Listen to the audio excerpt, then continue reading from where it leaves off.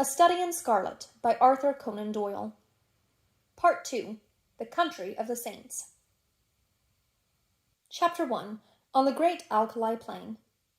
In the central portion of the great North American continent there lies an arid and repulsive desert, which for many a long year served as a barrier against the advance of civilization.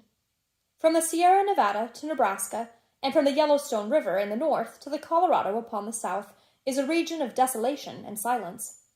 Nor is nature always in one mood throughout this grim district. It comprises snow-capped and lofty mountains, and dark and gloomy valleys. There are swift-flowing rivers which dash through jagged canyons, and there are enormous plains, which in winter are white with snow, and in summer are gray with the saline alkali dust. They all preserve, however, the common characteristics of barrenness, inhospitality, and misery. There are no inhabitants of this land of despair. A band of Pawnees or of Blackfeet may occasionally traverse it in order to reach other hunting grounds, but the hardiest of the braves are glad to lose sight of those awesome plains, and to find themselves once more upon their prairies. The coyote skulks among the scrub, the buzzard flaps heavily through the air, and the clumsy grizzly bear lumbers through the dark ravines, and picks up such sustenance as it can amongst the rocks. These are the sole dwellers in the wilderness. In the whole world there can be no more dreary view than that from the northern slope of the Sierra Blanco. As far as the eye can reach stretches the great flat plainland, all dusted over with patches of alkali, and intersected by clumps of the dwarfish chaparral bushes. On the extreme verge of the horizon lie a long chain of mountain peaks, with their rugged summits flecked with snow. In this great stretch of country there is no sign of life, nor of anything appertaining to life. There is no bird in the steel-blue heaven, no movement upon the dull grey earth. Above all, there is absolute silence. Listen as one may, there is no shadow of a sound in all that mighty wilderness. Nothing but silence, complete and heart-subduing silence. It has been said there is nothing appertaining to life upon the broad plain. That is hardly true. Looking down from the Sierra Blanco, one sees a pathway traced out across the desert, which winds away and is lost in the extreme distance.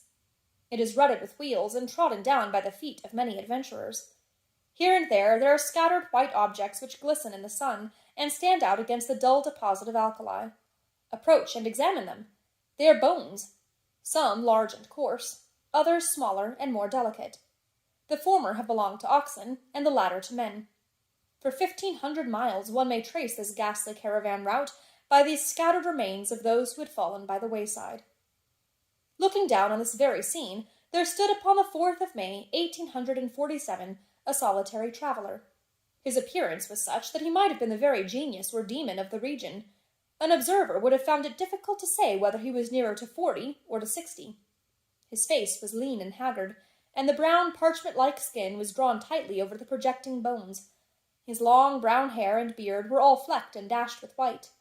His eyes were sunken in his head, and burned with an unnatural lustre, while the hand which grasped his rifle was hardly more fleshy than that of a skeleton. As he stood, he leaned upon his weapon for support, and yet his tall figure and the massive framework of his bones suggested a wiry and vigorous constitution. His gaunt face, however, and his clothes, which hung so baggily over his shriveled limbs, proclaimed what it was that gave him that senile and decrepit appearance. The man was dying from hunger and from thirst. He had toiled painfully down the ravine and on to this little elevation in the vain hope of seeing some signs of water. Now the great salt plain stretched before his eyes, and the distant belt of savage mountains, without a sign anywhere of plant or tree which might indicate the presence of moisture. In all that broad landscape there was no gleam of hope. North and east and west he looked with wild, questioning eyes, and then he realized that his wanderings had come to an end, and that there, on that barren crag, he was about to die. "Why not here, as well as in a feather bed 20 years hence?" he muttered, as he seated himself in the shelter of a boulder. Before sitting down, he had deposited upon the ground his useless rifle, and also a large bundle tied up in a grey shawl which he had carried slung over his right shoulder. It appeared to be somewhat too heavy for his strength, for in lowering it, it came down on the ground with some little violence. Instantly there broke from the grey parcel a little moaning cry, and from it there protruded a small, scared face, with very bright brown eyes, and 2 little speckled, dimpled fists. "You've hurt me," said a childish voice, reproachfully. "Have I, though?" the man answered penitently. "I didn't go for to do it." As he spoke, he unwrapped the grey shawl and extricated a pretty little girl of about 5 years of age, whose dainty shoes and smart pink frock with its little linen apron all bespoke a mother's care. The child was pale and wan, but her healthy arms and legs showed that she had suffered less than her companion. "How is it now?" he answered anxiously, for she was still rubbing the towsy golden curls which covered the back of her head. "Kiss it and make it well," she said, with perfect gravity, showing the injured part up to him. "That's what Mother used to do. Where's Mother?" "Mother's gone. I guess you'll see her before long." "Gone, eh?" said the little girl. "Funny she didn't say goodbye. She most always did if she was just going over to Auntie's for tea, and now she's been away 3 days. Say, it's awful dry, ain't it? Ain't there no water nor nothing to eat?" "No, there ain't nothing, dearie. You'll just need to be patient a while, and then you'll be all right. Put your head up agin me like that, and then you'll feel bullier. It ain't easy to talk when your lips is like leather, but I guess I'd best let you know how the cards lie. What's that you've got?" "Pretty things, fine things," cried the little girl enthusiastically, holding up 2 glittering fragments of mica. "When we goes back to home, I'll give them to Brother Bob." "You'll see prettier things than them soon," said the man confidently. "You just wait a bit. I was going to tell you, though. You remember when we left the river?" "Oh, yes." "Well, we reckoned we'd strike another river soon, do you see? But there was something wrong. Compasses or map or something, and it didn't turn up. Water ran out. Just except a little drop for the likes of you, and you couldn't wash yourself," interrupted his companion gravely, staring up at his grimy visage. "No, nor drink. And Mr. Bender, he was the first to go, and then Indian Pete, and then Mrs. McGregor, and then Johnny Holmes, and then, dearie, your mother." "Then Mother's a deader too," cried the little girl, dropping her face in her pinafore and sobbing bitterly. "Yes, they all went except you and me. Then I thought there was some chance of water in this direction, so I heaved you over my shoulder and we tramped it together. It don't seem as though we've improved matters. There's an almighty small chance for us now." "Do you mean that we are going to die too?" asked the child, checking her sobs and raising her tear-stained face. "I guess that's about the size of it." "Why didn't you say so before?" she said, laughing gleefully. "You gave me such a fright. Why, of course, now as long as we die, we'll be with Mother again." "Yes, you will, dearie." "And you too. I'll tell her how awful good you've been. I'll bet she meets us at the door of heaven with a big pitcher of water and a lot of buckwheat cakes, hot and toasted on both sides, like Bob and me was fond of. How long will it be first?" "I don't know. Not very long." The man's eyes were fixed upon the northern horizon.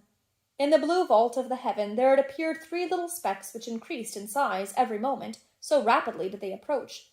They speedily resolved themselves into 3 large brown birds, which circled over the heads of the 2 wanderers, and then settled upon some rocks which overlooked them. They were buzzards, the vultures of the west, whose coming is the forerunner of death. "Cocks and hens," cried the little girl gleefully, pointing at their ill-omened forms and clapping her hands to make them rise. "Say, did God make this country?" "Of course he did," said her companion, rather startled by this unexpected question. "He made the country down in Illinois, and he made the Missouri," the little girl continued. "I guess somebody else made the country in these parts. It's not nearly so well done. They forgot the water in the trees." "What would you think of offering up prayer?" the man asked diffidently. "It ain't night yet," she answered. "It don't matter. It ain't quite regular, but he won't mind that, you bet. You say over them ones that you used to say every night in the wagon when we was on the plains." "Why don't you say some yourself?" the child asked with wondering eyes. "I just remember them," he answered. "I hain't said none since I was half the height of that gun. I guess it's never too late.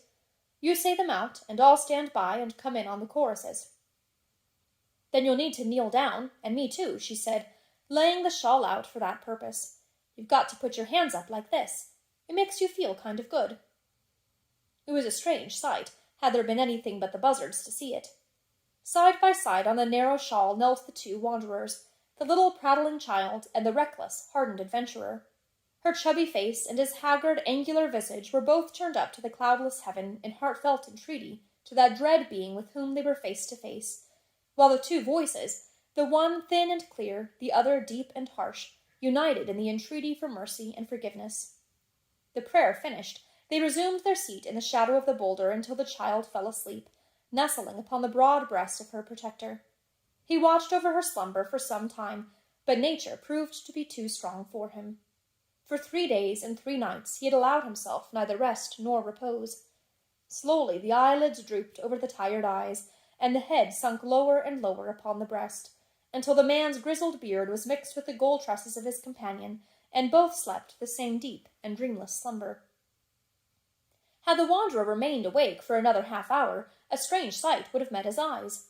Far away on the extreme verge of the alkali plain there rose up a little spray of dust, very slight at first, and hardly to be distinguished from the mists of the distance, but gradually growing higher and broader until it formed a solid, well-defined cloud. This cloud continued to increase in size until it became evident that it could only be raised by a great multitude of moving creatures. In more fertile spots the observer would have come to the conclusion that one of those great herds of bisons which graze upon the prairie land was approaching him. This was obviously impossible in these arid wilds. As the whirl of dust drew nearer to the solitary bluff upon which the two castaways were reposing, the canvas-covered tilts of wagons and the figures of armed horsemen began to show up through the haze, and the apparition revealed itself as being a great caravan upon its journey for the west. But what a caravan! When the head of it had reached the base of the mountains, the rear was not yet visible on the horizon. Right across the enormous plain stretched the straggling array, wagons and carts, men on horseback, and men on foot. Innumerable women who staggered along under burdens, and children who toddled beside the wagons or peeped out from under the white coverings. This was evidently no ordinary party of immigrants, but rather some nomad people who had been compelled from stress of circumstances to seek themselves a new country. There rose through the clear air a confused clattering and rumbling from this great mass of humanity, with the creaking of wheels and the neighing of horses. Loud as it was not sufficient to rouse the 2 tired wayfarers above them. At the head of the column there rode a score or more of grave, iron-faced men, clad in somber homespun garments and armed with rifles. On reaching the base of the bluff they halted, and held a short council among themselves. "The wells are to the right, my brothers," said one, a hard-lipped, clean-shaven man with grizzly hair. "To the right of the Sierra Blanco, so we shall reach the Rio Grande," said another. "Fear not for water," cried a third. "He who could draw it from the rocks will not now abandon his own chosen people." "Amen, amen," responded the whole party. They were about to resume their journey when one of the youngest and keenest-eyed uttered an exclamation and pointed up at the rugged crag above them. From its summit there fluttered a little wisp of pink, showing up hard and bright against the grey rocks behind. At the sight there was a general reining up of horses and unslinging of guns, while fresh horsemen came galloping up to reinforce the vanguard. The word Redskins was on every lip. "There can't be any number of Injuns here," said the elderly man, who appeared to be in command. "We have passed the Pawnees, and there are no other tribes until we cross the great mountains." "Shall I go forward and see, Brother Stangerson?" asked one of the band. And I," cried a dozen voices. "Leave your horses below, and we will await you here," the elder answered. In a moment the young fellows had dismounted, fastened their horses, and were ascending the precipitous slope which led up to the object which had excited their curiosity. They advanced rapidly and noiselessly, with the confidence and dexterity of practiced scouts. The watchers from the plain below could see them flit from rock to rock until their figures stood out against the skyline.